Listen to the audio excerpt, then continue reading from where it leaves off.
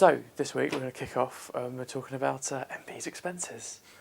There's been a lot of controversy recently, hasn't there, with MPs misusing their taxpayer-funded expenses. Well, the latest one is none other than Alistair Darling, the Chancellor of the Exchequer, is apparently, despite living in a flat that's paid for in Downing Street, is claiming a lot of money for his family home in Edinburgh and his London flat that he had before he became Chancellor of the Exchequer, which he now rents out and so gets money privately anyway.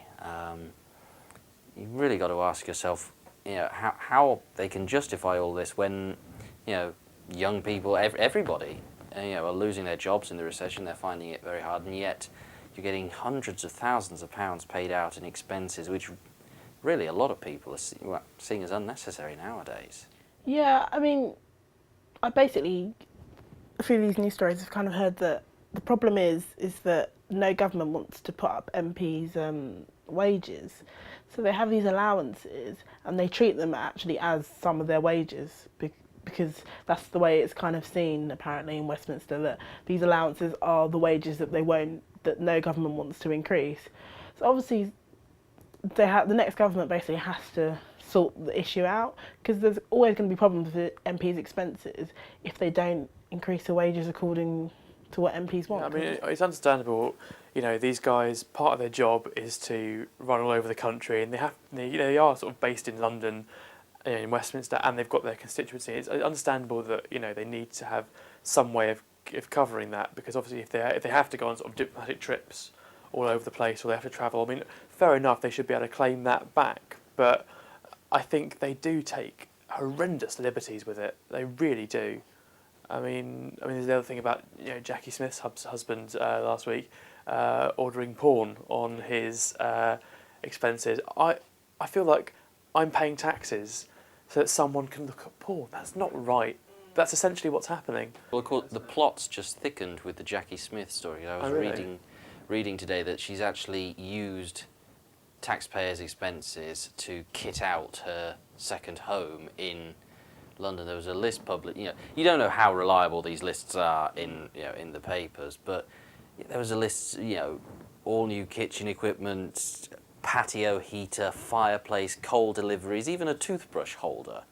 All charged to the taxpayer. Now, I mean, like you say, I can understand them claiming money for their travel. As a lot of them, they're trying to be green. They're taking the train. They've got the money to allow them to travel first class. Well, let's face it, who amongst us wouldn't use that these days? But if you're going to kit your home out, come on, pay it out of your own pocket, woman. But that's what I mean, because they use their expenses as an extra bit of their income. They treat it as an extra bit of their income, so spend it on whatever they want to spend it on, because actually they're allowed to do it, it seems. It's been set up so that they don't have to provide like receipts and things like that. They're allowed to spend up to £20,000, and so they spend it. So I think the problem is the system that's in place, and I think it's not just like one MP. It seems to be all of them basically that are using it that way. So I think it is the system that needs reforming rather than blaming individual MPs. I think it's a big problem across all of the MPs. Or just changing their attitudes towards it, or even sort of take a look at how much they need to spend. Actually, sort of working out some kind of budget.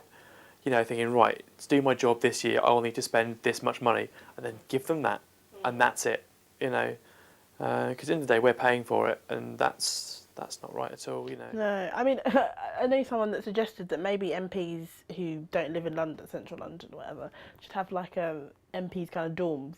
There should be like a big building that houses all these MPs, so they don't have to claim on second homes. So while they're in Westminster, they just stay in little flatty kind of rooms, which I thought was quite a good idea, really. Well, why do you even need that? If you're just going to come into Westminster for a couple of days, why not just put up in a hotel?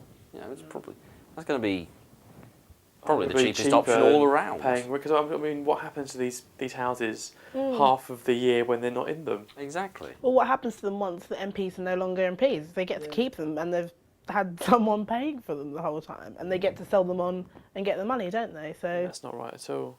Well, I heard recently about some of my family's local MP there in Enfield. The local Enfield MP has a central London second home. She lives an hour's tube journey from the capital, and she's claiming a second home. It's exactly right. You've got to reform the mentality of thinking this is what I am entitled to, so I'm going to have as much as I can possibly get of it. Do these people have any conscience at all? I think it's quite reflective of what people are saying about bankers and things, about them being, greedy with bonuses. It's the same kind of mentality towards money, is it not? It's just, I can get it, so I'll use it as much as I possibly can. It seems a bit hypocritical that they're blaming certain people for abusing their status when they're actually doing exactly the same thing. I mean, like I said, I think if I was in that situation where someone said, "Look, here's some money, go and invest it in a house, a second home," then you probably wouldn't. Yeah, it makes financial sense, but I think they need to be given, have that almost taken away, or put something else in place so that they can't abuse it. I mean, the dorms idea, I think, apart from it being an absolute security nightmare, isn't a bad idea. And the idea is when they lose office and they lose their place. And I guess if it is some kind of dorm type situation, they won't have to furnish it or deck it out. It's just a place, just like a little office. I mean, they can be nice, but I mean, I guess if they're kind of run by kind of the government and state, they're kind of, once they're there, and it's done. They'll always have them for every lot of MPs. Exactly, a one-off investment, and it's sorted out. I mean, certainly you don't need them to be buying houses. If they're only going to be, if it's only them living in these places, what's wrong with a flat? A 1-2 bedroom flat. If you're a family MP and you want to, bring the kids up to London for the weekend or something and show them around, have a, with a study, which is fair enough if it's going to be sort of their little office. Isn't that not what Alistair Darling has in Whitehall? Just a small little room, basically, that he stays in. And I get the impression that MPs work particularly hard Monday to Thursday when they're in London. So they're getting up early, going to bed late. I don't really know why they need these lavish kind of homes. I definitely don't think they're using them to their full potential. I mean, if you do work, if you work long hours constantly, it's healthy to come home to a nice place. Obviously, you don't want to come home to squalor, but you don't want. What's the point of having it too nice if you're not going to be there? You just want somewhere you can chill out in the evening and forget that you're actually running the country for a living. I do think it just sets a really bad example to everyone. I mean, how can you trust your MPs or kind of take what they say about stuff like being more financially prudent, all these kind of things, when actually they're doing that? I think it puts a really bad image for MPs. I mean, they keep complaining, we're not all the sleazebags that the media makes out to be, we're not all just out for ourselves. Well, you're really not giving us that impression. No, because we keep catching them with their hand in the cookie jar, And apparently more and more of this is going to come out because they've finally got all the list of all their expenses and stuff, and they're just going to drip them out over the next coming months. So we're going to get constant stories about ridiculous expenses. So they're going to have to do something about it pretty soon, because I think people are just getting sick of it.